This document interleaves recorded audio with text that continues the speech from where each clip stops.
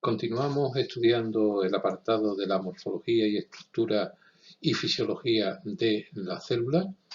Hemos estudiado hasta el momento cómo es la estructura celular, lo que es propiamente la citología. Hemos descrito cómo la teoría celular dice que la célula es la unidad estructural y viviente de todos los seres vivos, y si es la unidad viviente se tiene que relacionar, se tiene que reproducir, cosa que acabamos de estudiar, pero también tiene que nutrirse. Vamos a empezar en estas dos lecciones que nos quedan, en estos dos capítulos, en el 8 y en el 9, a hablar de la nutrición celular. En concreto vamos a hablar del metabolismo y lo hemos dividido en dos apartados, en dos lecciones. El primero, que es el catabolismo, y el segundo, que es el anabolismo. La nutrición celular es un proceso global de flujo y transformación de la materia y energía en un organismo y en sus células. Por lo tanto, es uno de los principios básicos de la vida. La célula tiene que tener una serie de procesos que permitan la transformación de la materia que le rodea en energía útil para su propia organización. El proceso de la nutrición es un proceso por el cual la célula consigue el aporte de energía necesario para mantener su alto grado de organización, obteniendo del medio todos los materiales que necesita para su vida, para su crecimiento, para su relación y para su reproducción, y en definitiva para renovarse y poder realizar cualquier tipo de actividad vital. Luego, la nutrición celular es un proceso básico para la vida de la célula. La nutrición parte de unas sustancias que son las que se requieren para satisfacer esas necesidades materiales y energéticas de la célula, que nosotros vamos a llamar nutrientes celulares. Luego, la nutrición celular se basa en procesar esos nutrientes celulares para satisfacer las propias necesidades energéticas de la célula que le permitan mantener el alto grado de organización y el alto grado de función que tiene la célula. ¿Cuáles son las etapas fundamentales que tiene la nutrición celular? Bueno, pues la nutrición en la célula heterótrofa la podemos dividir de una manera amplia en tres fases distintas. Una primera fase que se llama fase de ingestión y digestión de los nutrientes, en la cual esas moléculas fundamentales, esos nutrientes tienen que ingerirse, tienen que pasar desde el espacio tisular hasta la propia célula, y en ocasiones en la célula hay que digerirlo mediante unos orgánulos celulares que ya hemos explicado, que son los lisosomas. Una vez que tenemos los alimentos, las moléculas alimenticias, los nutrientes transformados en elementos básicos para la célula, tenemos que metabolizarlos, es decir, que los nutrientes, las moléculas de alimento que ha ingerido la célula, que están en su citoplasma celular, tenemos que, mediante unos procesos que se llaman procesos catabólicos, transformarla en sus monómeros básicos, que serán los compuestos, los principios inmediatos que nosotros los hemos estudiado, y en cierta cantidad de energía. Y otra cierta cantidad de energía que perdemos en forma de calor, que es energía no útil.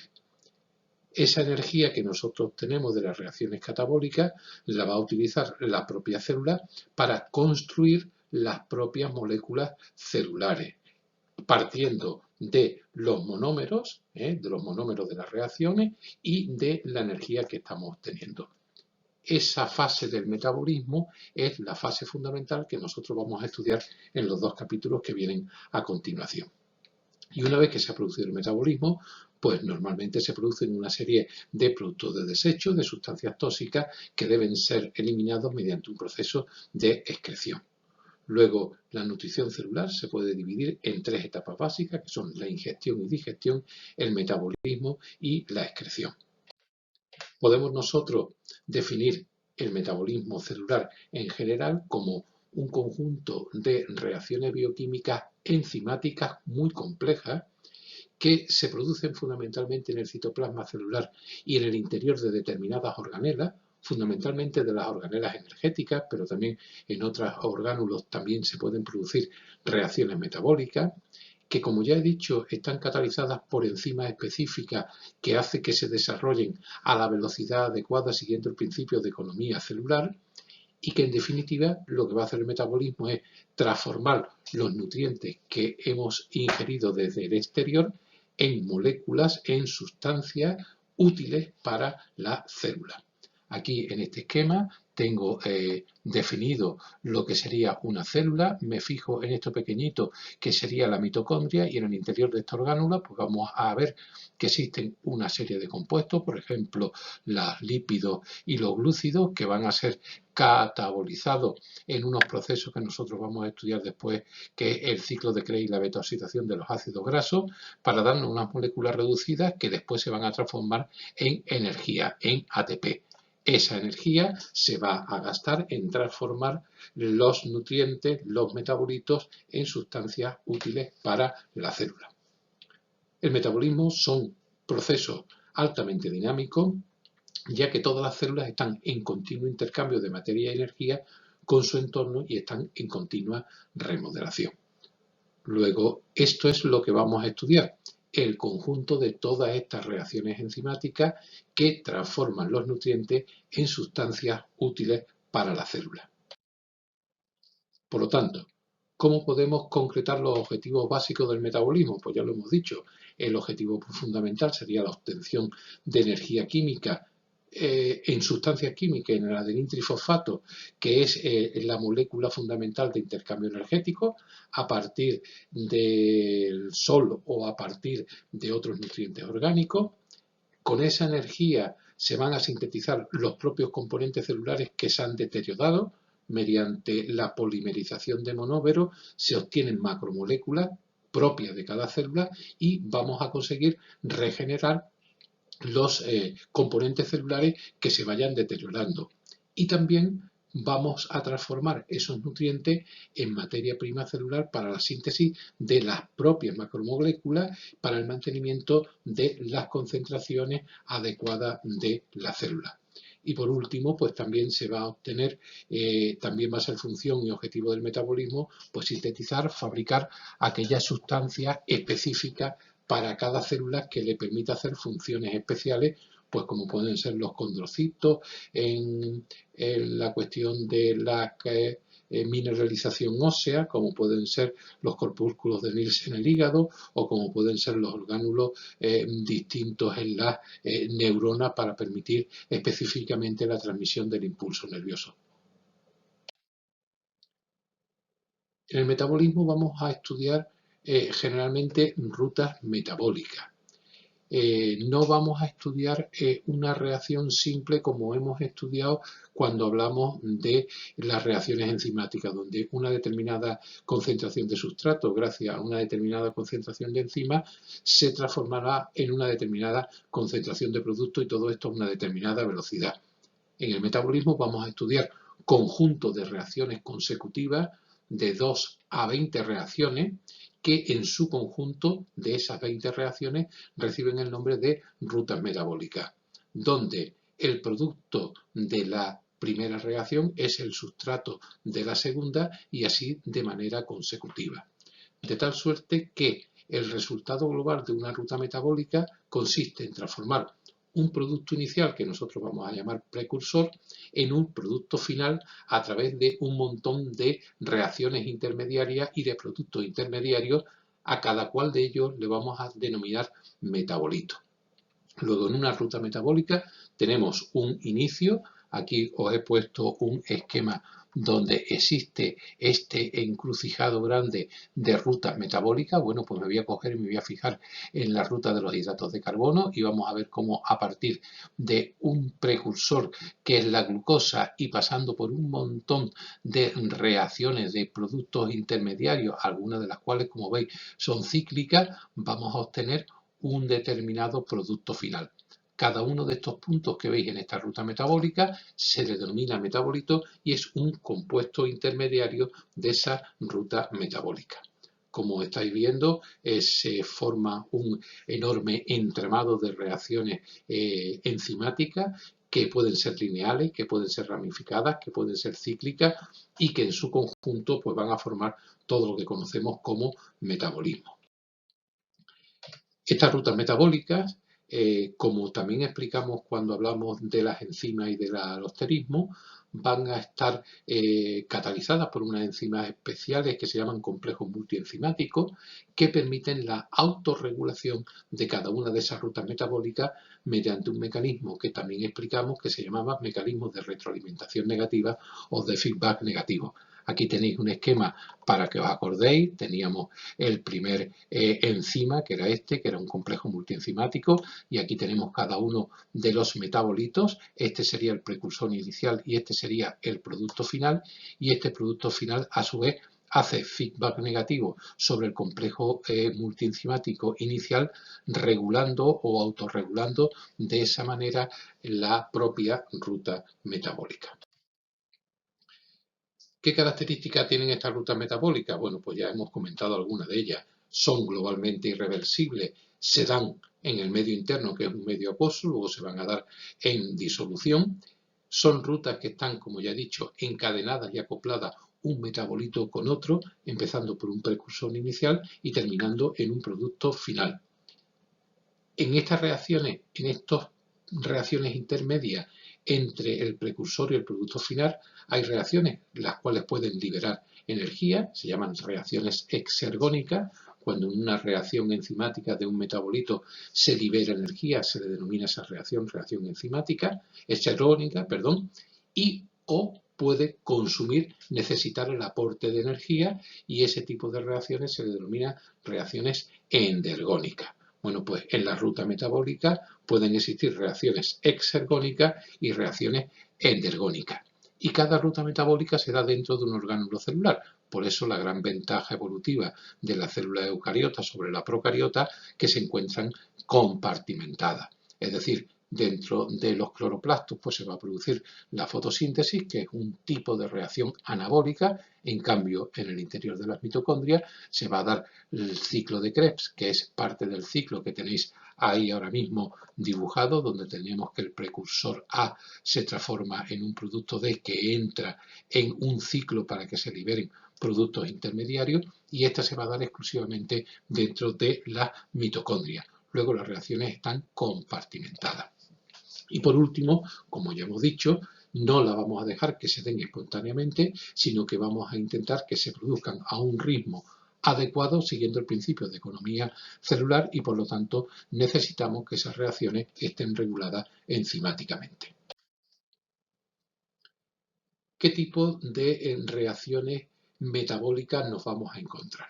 Bueno, pues desde un punto de vista didáctico, desde un punto de vista docente, más que desde un punto de vista real, porque en la realidad al final se mezcla todo, ¿vale? Podemos dividir o podemos encontrar dos tipos diferentes de procesos en el metabolismo. Un tipo de procesos que se llaman reacciones catabólicas o catabolismo en general, y otro tipo de procesos que se llaman reacciones anabólicas o anabolismo en general. Como ya he dicho, ambos se producen de manera simultánea y además están interconectados, están relacionados por diferentes rutas metabólicas para que no haya un desequilibrio entre ellos, ya que uno va a depender del otro. Y esa relación, esa intercomunicación hace que se den de manera simultánea. Existe un tercer tipo de reacciones metabólicas que ya están explicadas en el catabolismo y anabolismo, porque son reacciones que pertenecen a los dos procesos de manera simultánea. Son reacciones que se llaman reacciones anfibólicas. Y esas reacciones anfibólicas tienen unas determinadas características. Ya he dicho que son mixtas, es decir, que se puede dar tanto hacia a ser reacción catabólica como anabólica. Suelen ser reacciones oxidativas y generan energía en forma de adenina trifosfato y de moléculas reducidas, y van a generar también precursores para la síntesis, para la biosíntesis de determinados compuestos. En realidad, las fases del metabolismo, los procesos que diferenciamos en el metabolismo son dos totalmente distintos: los procesos catabólicos y los anabólicos. Vamos a analizar más concretamente sus diferencias. ¿Qué entendemos por catabolismo? Entendemos por catabolismo la fase destructiva del metabolismo. Son un conjunto de reacciones de análisis, de descomposición, de degradación de compuestos orgánicos más o menos complejos, hasta obtener complejos compuestos mucho más sencillos. Las moléculas complejas van a ser degradadas a moléculas más sencillas y en ese proceso de degradación se van a ir rompiendo enlaces muy estables que liberan gran cantidad de energía que si no la recogemos en forma de adenil-trifosfato o en forma de moléculas reducidas se perderá en forma de calor. Por eso, la mayoría de las reacciones catabólicas son reacciones exergónicas, porque van a liberar energía.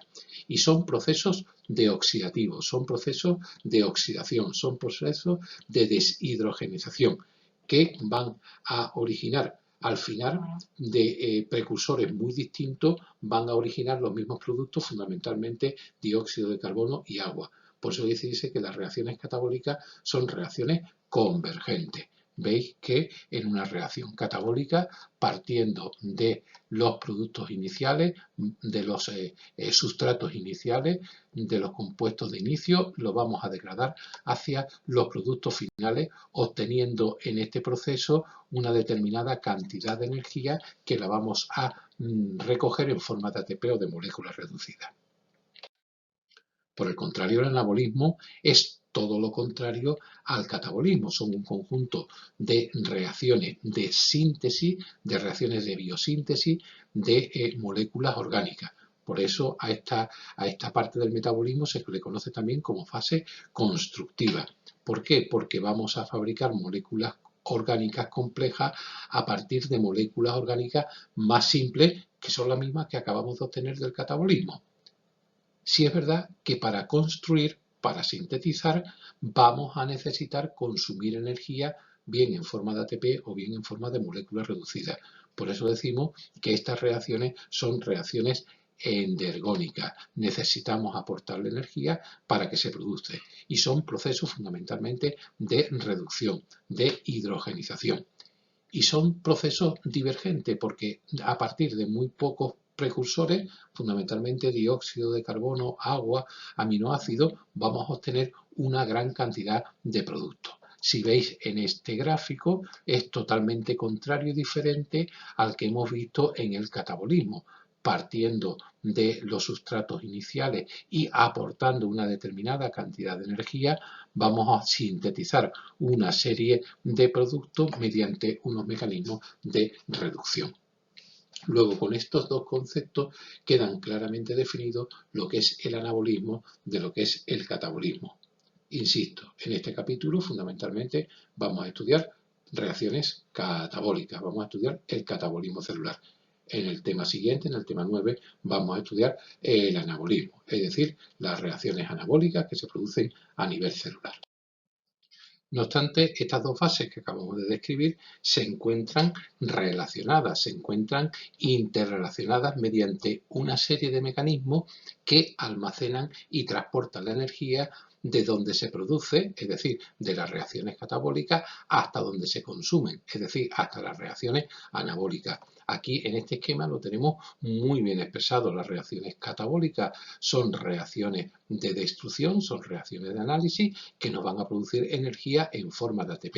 Y ese ATP es el que de alguna manera está relacionado con las reacciones anabólicas, transformándose en ADP más fósforo inorgánico, y esta energía es la que utilizamos para que se produzca la síntesis de determinados compuestos.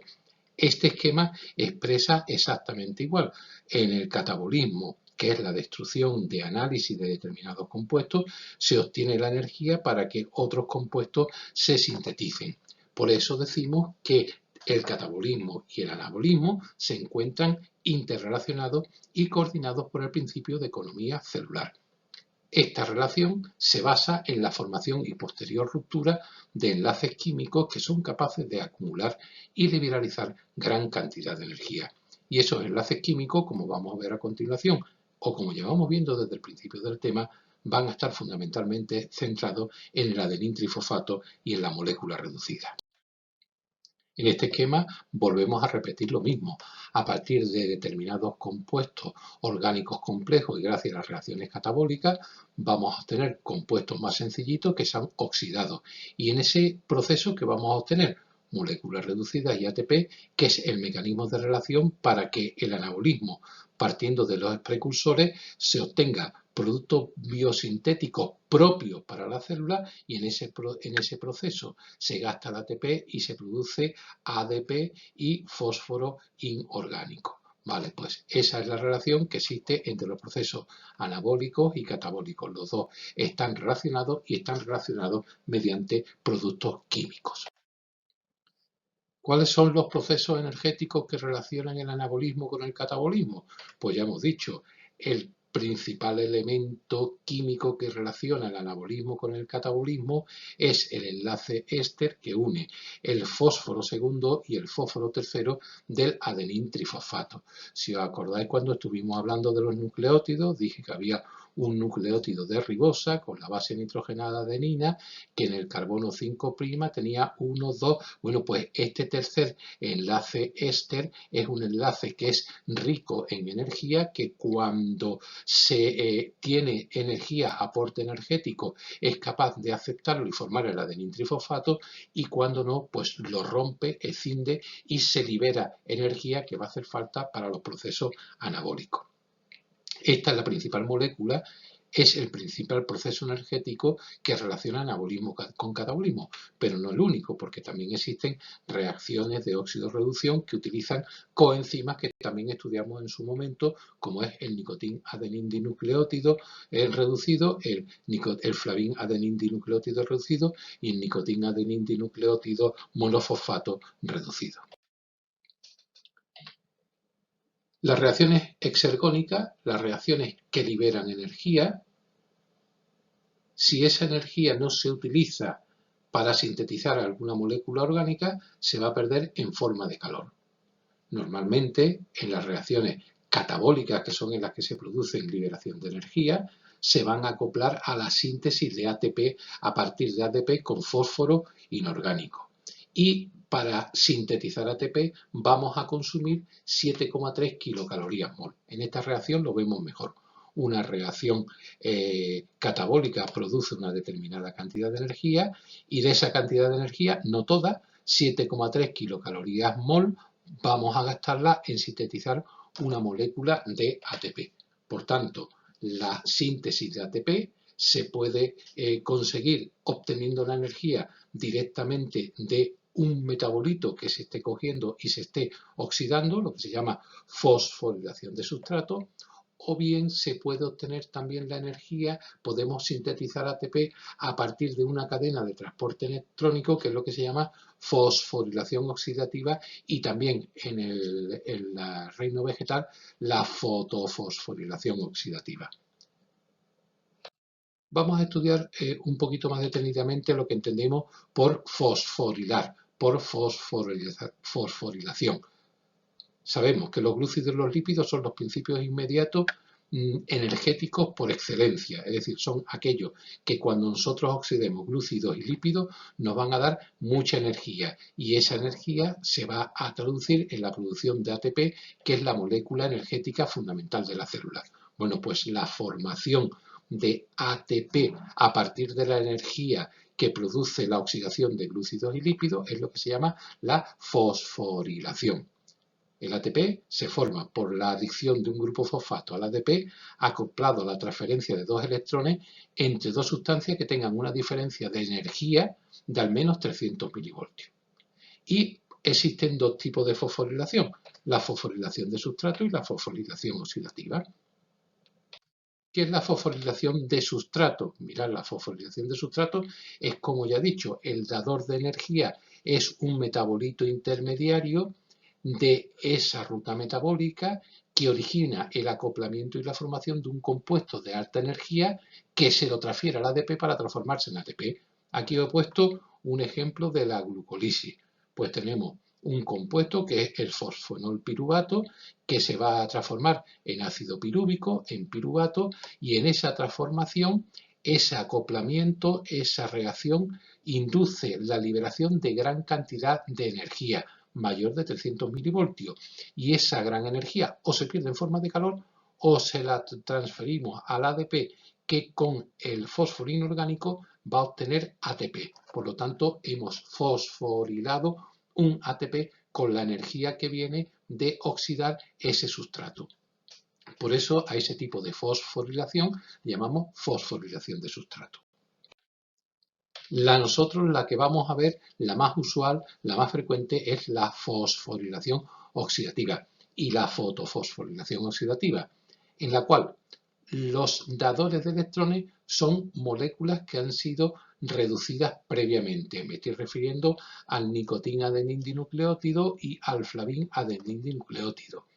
Y que ese tipo de moléculas se van a acoplar a una cadena de transporte de electrones que va a producir un flujo de hidrogeniones a través de las membranas mitocondriales que estudiaremos detenidamente en el proceso de fosforilación oxidativa, gracias al cual vamos a poner en funcionamiento la cadena respiratoria, va a ceder los electrones al oxígeno y el punto culminante va a ser la síntesis de ATP en una molécula que tenéis aquí que se llama la molécula ATP sintetasa o partícula o molécula H, ¿vale? Bueno, pues esta partícula F, que es la que tenemos aquí, es la que va a sintetizar el ATP y ese tipo de síntesis se llama fosforilación oxidativa. ¿Por qué?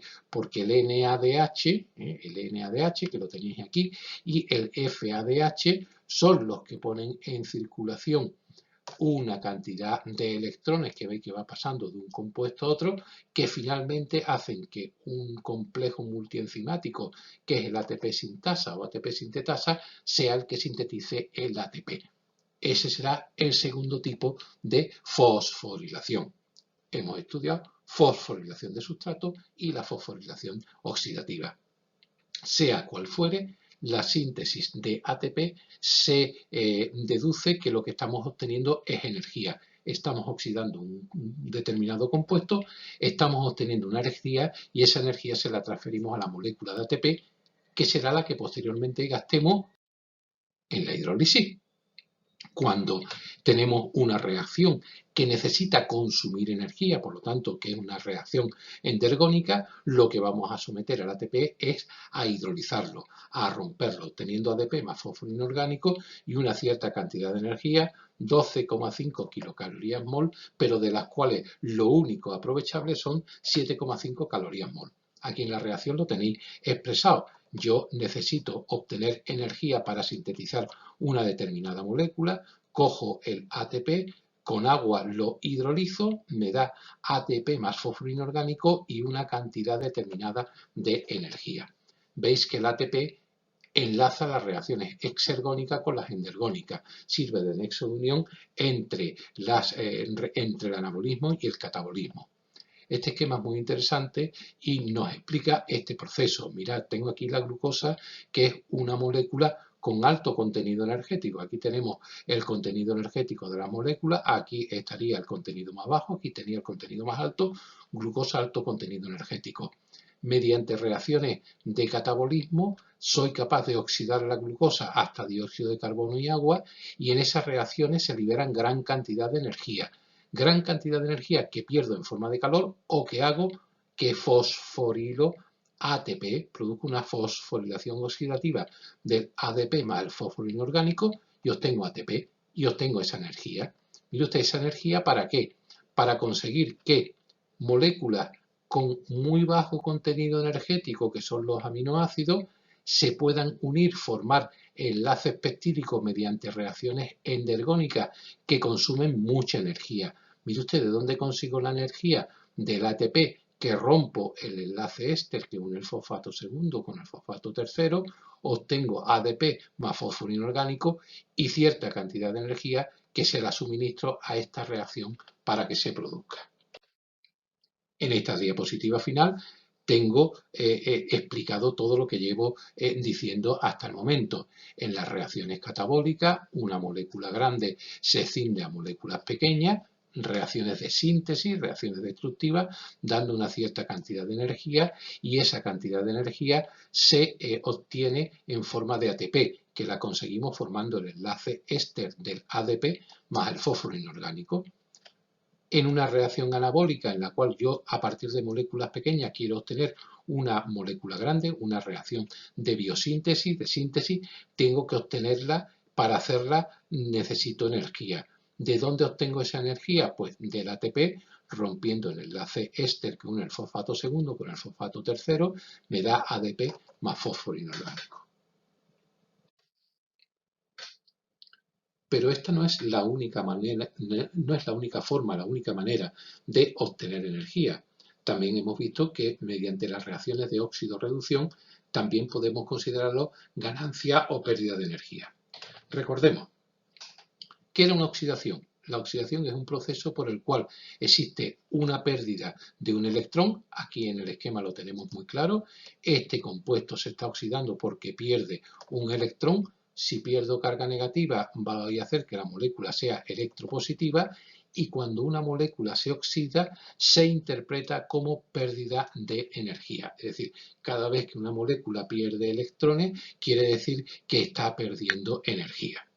Pero acordaros que las reacciones de oxidación no se pueden dar aisladamente, tienen que darse combinadas con otras de reducción. ¿Por qué? Porque si algún átomo, si alguna sustancia, si alguna molécula pierde electrones, otra las tiene que ganar. Bueno, pues este segundo átomo en este caso es el que gana el electrón y por lo tanto se reduce.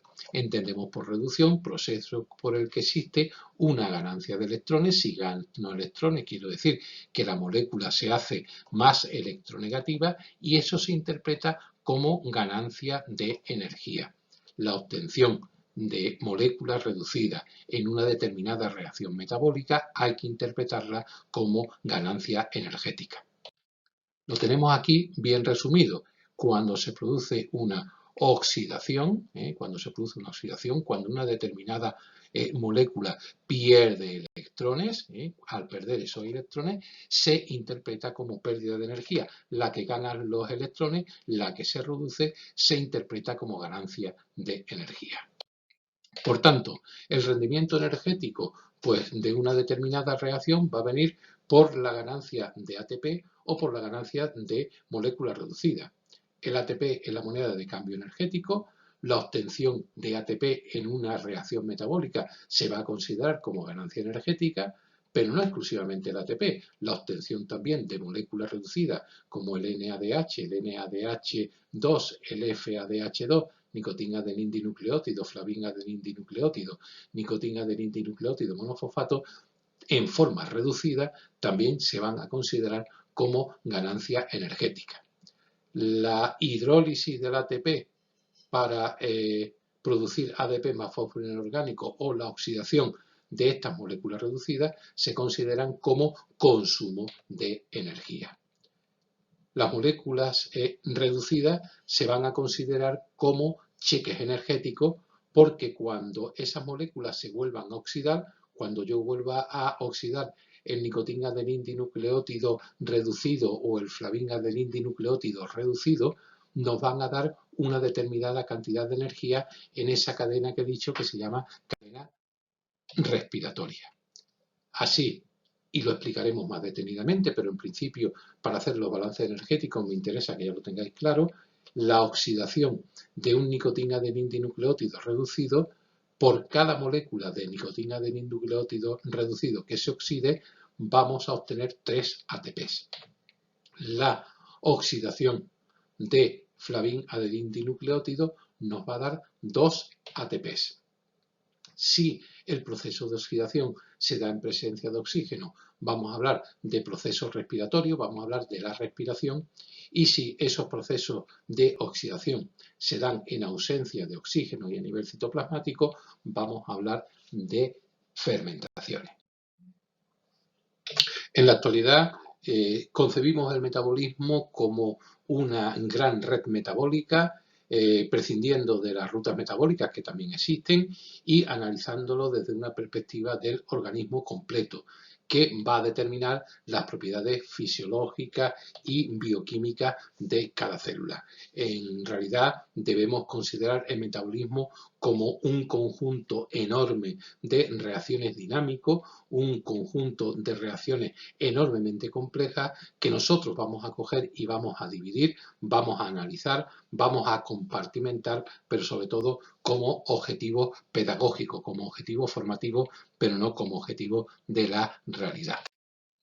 Para terminar, os pongo un esquema, un aperitivo, un índice de lo que vamos a estudiar. Nosotros vamos a empezar estudiando el catabolismo de los hidratos de carbono, en concreto de la glucosa mediante el proceso de glucólisis. Vamos a ver cómo esa glucosa se transforma en ácido pirúvico y cómo ese ácido pirúvico entra en el interior de la mitocondria para transformarse en acetilcoenzima A, y la acetilcoenzima A lo vamos a meter en el ciclo del ácido cítrico, en el ciclo de Krebs, que va a rentar dióxido de carbono y gran cantidad de moléculas reducidas que, gracias a un proceso que se llama la fosforilación oxidativa, va a rendir al final agua y ATP, que es lo fundamental de este proceso catabólico glucolítico.